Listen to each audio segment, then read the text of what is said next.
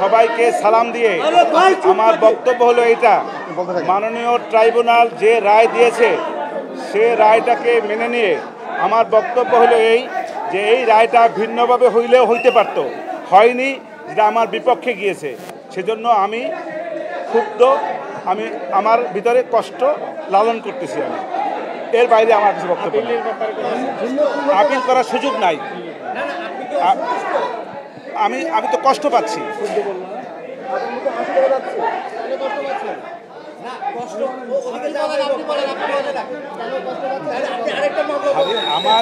আমার এই জন্যই কষ্ট পাচ্ছি, আমার আসামির সাজা হয়েছে সর্বোচ্চ সাজা। এটা আমাকে কষ্ট দেবে না, এটাই স্বাভাবিক। আমি কষ্ট পাচ্ছি, এটাই আমার বক্তব্য। আর আমার পক্ষে এই মামলায় কোনো অ্যাপিল করার সুযোগ নাই যতক্ষণ পর্যন্ত আমার ক্লায়েন্টরা এসে মাননীয় ট্রাইব্যুনালে সারেন্ডার করবেন অথবা তারা কোনোভাবে গ্রেপ্তার হবেন।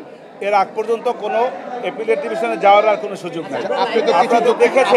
আপনারা তো দেখেছেন যে আমাকে রায়ের কপিও মাননীয় ট্রাইব্যুনাল দিবে না বলেছে।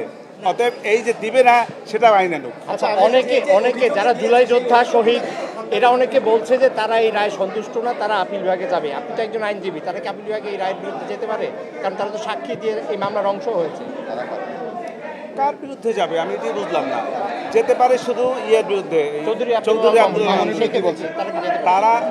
তারা কি যেতে পারে?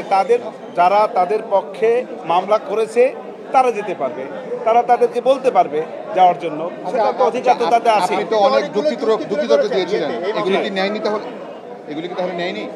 যুক্তিতর্ক দিয়েছিলেন যে আমার যুক্তিতর্ক নেয়নি তা তো বলবো না। আমার যুক্তিতর্ক তো ওনারা নিয়েছেন, অনেক কিছু তো নিয়েছেন। নেওয়ার ফলে মাননীয় ট্রাইব্যুনালের কাছে মনে হয়েছে আমার যুক্তির চাইতে ওনাদের যুক্তি আরও বেশি স্ট্রং, সেটা মনে করে তারা সেইভাবে রায় দিয়েছেন।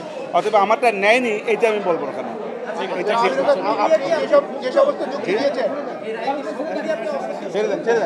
আমি তো বলেছি এই রায়ে আমি কষ্ট পাচ্ছি। ধন্যবাদ।